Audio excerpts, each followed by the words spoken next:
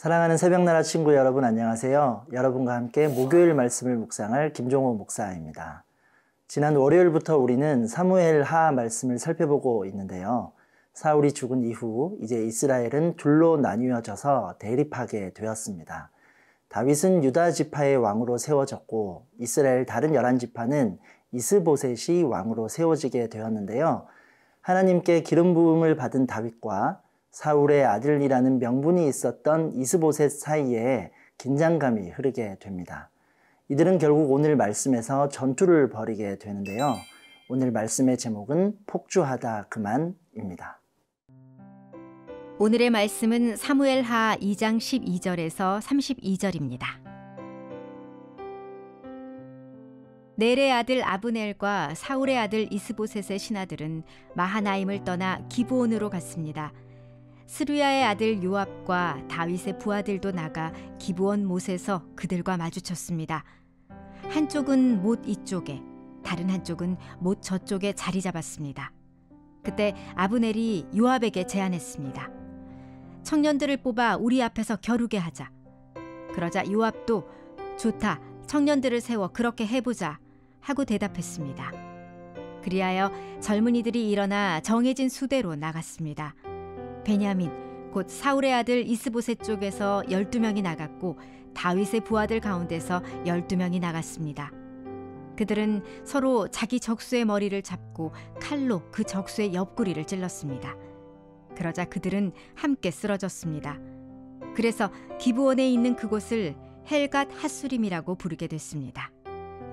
그날의 싸움은 매우 치열했습니다. 결국 아브넬과 이스라엘 군사들이 다윗의 부하들에게 지고 말았습니다. 스루야의 세 아들 요압과 아비새와 아사헬이 거기 있었는데 아사헬은 들노루같이 발이 빠른 사람이었습니다. 아사헬이 아브넬을 쫓아갔는데 그는 좌우로 한눈 한번 팔지 않고 그를 따라갔습니다. 아브넬이 뒤를 돌아다보고 말했습니다. 아사헬아, 너로구나. 아사헬이 대답했습니다. 그래, 나다. 그러자 아브넬이 그에게 너는 좌우를 돌아보아 젊은 녀석을 하나 잡아 무기를 빼앗아라 하고 말했습니다. 그러나 아사헬은 옆을 보지 않고 계속 그에게 따라붙었습니다. 아브넬이 다시 아사헬에게 경고했습니다. 나를 쫓지 말고 돌아가라. 내가 너를 쳐서 땅에 쓰러뜨리게 할 이유가 무엇이냐? 그러면 내가 내 형 요압의 얼굴을 어떻게 보겠느냐? 그래도 아사헬이 물러가지 않자 아브넬은 창 끝으로 아사헬의 배를 찔렀습니다. 창은 그의 등을 꿰뚫었고 그는 거기 쓰러져 그 자리에서 죽었습니다. 그러자 모두가 아사헬이 쓰러져 죽은 곳에 이르러 멈추어 섰습니다. 그러나 요압과 아비새는 아브넬을 계속 뒤쫓았습니다. 그들이 기브온 황무지로 가는 길가에 있는 기아 맞은편 암마산에 다다르자 날이 저물었습니다. 다윗의 사령관 요압과 이스보셋의 사령관 아브넬이 충돌하게 되었습니다. 오늘 본문 12절 13절 말씀입니다.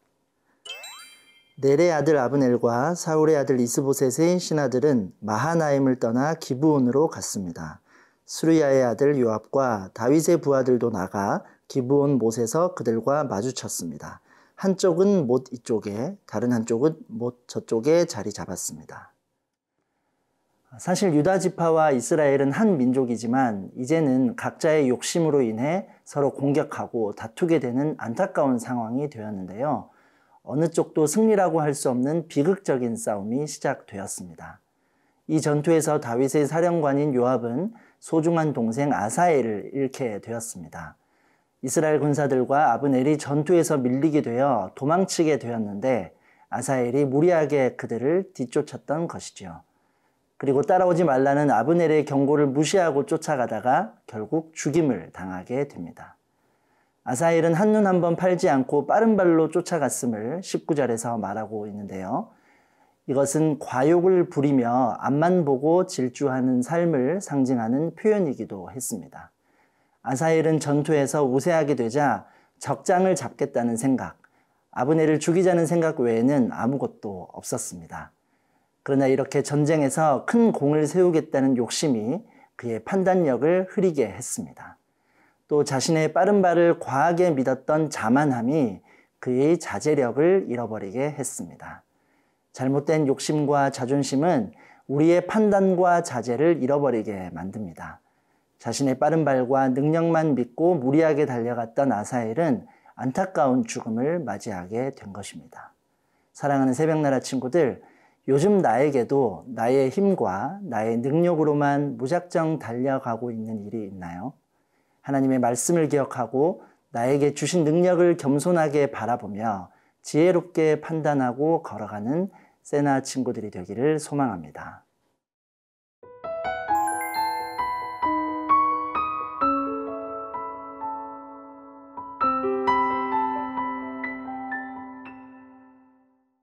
이스라엘의 사령관 아브넬은 상황이 불리하게 돌아가자 휴전을 제안합니다.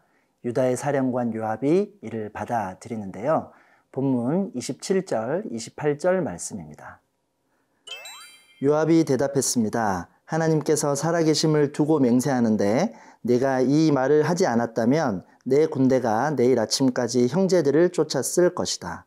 요압이 나팔을 불자 모든 군사들이 다 멈추어 서서 더 이상 이스라엘을 쫓지 않았고 싸우지도 않았습니다. 오늘의 이 전투는 해 질 때까지 계속되었습니다. 요압이 쫓아가기를 그치자 아브넬과 이스라엘 군사들은 무사히 돌아갈 수 있었습니다. 유다 족속은 이 전투에서 다윗의 부하 19명과 아사헬을 잃었습니다. 이스라엘은 360명을 잃었습니다. 하지만 유다가 승리했다고 이를 기뻐하거나 만족하기도 어렵습니다. 성과 없는 소모전을 치렀을 뿐 아니라 소중한 동료를 잃었고 무엇보다도 동족끼리 칼을 겨눈 마음 아픈 사건이었기 때문입니다. 아브넬과 요압, 오늘 이 두 사람의 무책임한 태도는 비참한 결과를 초래하게 되었습니다. 각자의 자존심과 경쟁의식을 앞세운 잘못된 선택과 경솔함으로 양쪽 모두 큰 상처와 고통을 받게 되었는데요. 이 싸움을 제안한 아브넬과 이를 거절하지 않은 요압의 결정은 무고한 병사들이 죽음으로 이어지게 되었습니다. 명분 없는 다툼으로 무의미한 희생이 따르게 된 것이죠. 여러분, 하나님의 뜻에 대적한 이 전쟁의 결과는 허망한 결말뿐이었습니다. 하나님 없이 행하는 모든 행동과 하나님께 지혜와 뜻을 구하지 않은 모든 선택은 결국 승자 없는 싸움, 허망한 전투가 됩니다. 하나님은 우리에게 일어나는 모든 일을 정확하게 아시며 판단하시는 분입니다. 그렇기 때문에 우리가 일상에서 순간순간마다 하나님을 의지한다면 하나님이 기뻐하시고 원하시는 선택과 결정을 할 수 있을 것입니다. 사랑하는 새벽나라 친구들, 우리의 일상을 생각해 봅시다. 우리의 말과 행동이 하나님의 지혜와 뜻을 구하며 하나님과 동행하며 살아가고 있나요? 나의 자존심과 욕심이 아닌 하나님의 뜻과 사랑으로 나아가는 삶이 되기를 축복합니다. 사랑의 하나님, 나에게 주신 힘과 능력을 겸손하게 바라보며 하나님의 말씀과 지혜로 하나님의 뜻을 구하며 살아가는 삶이 되게 하여 주옵소서. 예수님의 이름으로 기도합니다. 아멘.